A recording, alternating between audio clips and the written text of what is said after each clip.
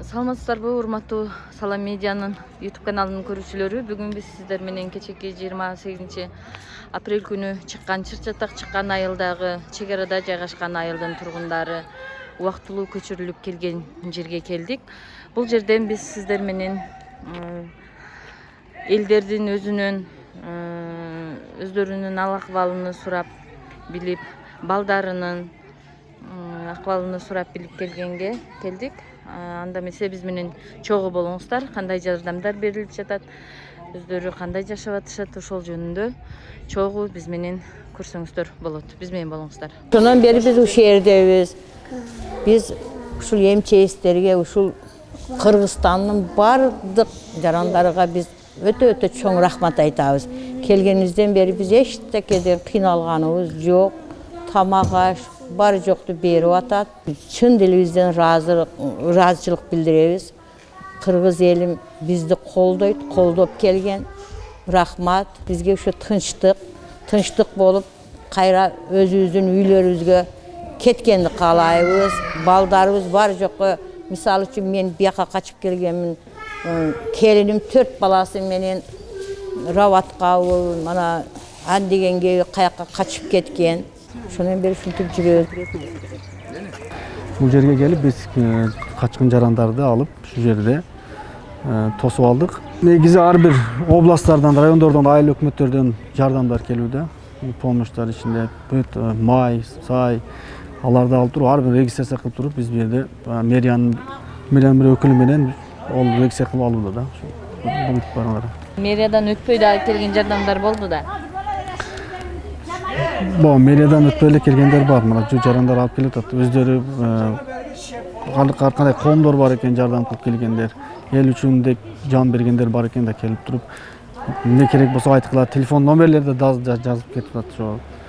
Мен Малабекова Мактирет, Аксай айылынын тургунумун. Эми үйүмдө чыккандан кийин кыйынчылык болот.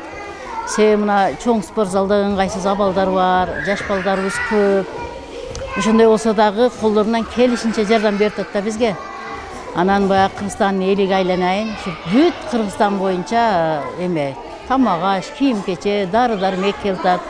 Канчалаган доктурлар келип кетти, келип алам-калыбызды көрүп, ар бирибизге консультация берип, дары-дармегин берип атат. Кыргыздын элиге айланайын да, дайыма эле ушундай ынтымактуу болсок, баягы үйлөрдөн баса көп келип атат да. Менин үйүм ыңгайлуу, мына жерде кыйналбай жүрүңүздөр дегендерге рахмат да. Кадам жайдан дагы тынбай спринтерлер келип алып кетип атат. Жүрүңүздөр, ушу менде бүт шартты даярдап койдук, карайбыз сиздерди деп Халмиондон келип атат. Анан келген жардамдар өз убагында тапшырылып атат. Мен Айжигитова Мерин Садрашевна, Баткен областык билим берүү ушулдук борборунун директору. Ушул жалпы Баткен областы боюнча билим берүүнүн координациясын жүргүзөм. Эми бул өзүбүздүн жалпы область боюнча бир да психолог жок. Чынын айтсак, адистик жок да мындай. Бул маселени биз канча жолу коебуз, бирок ошондой мындай демебиз жок болуп атат. Специалистибиз жок болгондуктан азыр Бишкектен келип карап жатышат да.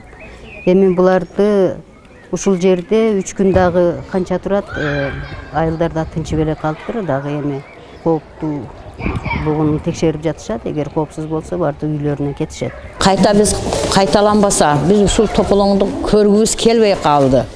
Бизге да ушул неме жакшы эмес да, антип көчөдө мынантип жүрүш. Эми ушул бийликтер достук жолу дагы кандай кылса дагы ушул немени чечип, эми экинчи кайталанбаса, границаны тактап, эми болбосо ошо зымторду тосуп берсе, бири-бирибизге зыяныбыз тийбей жүрсөк да.